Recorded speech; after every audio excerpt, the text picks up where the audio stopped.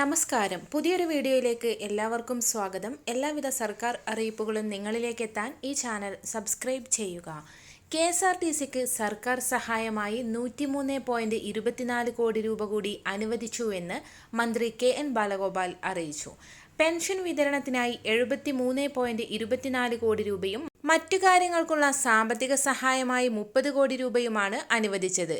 5 ആഴ്ചയിൽ 245.86 കോടി രൂപയാണ് കോർപ്പറേഷന് സർക്കാർ സഹായമായി നൽകിയത്. ഈ സർക്കാരിന്റെ കാലത്ത് 6307 കോടിയോളം രൂപയാണ് KSRTCക്ക് സർക്കാർ സഹായമായി അനുവദിച്ചത്.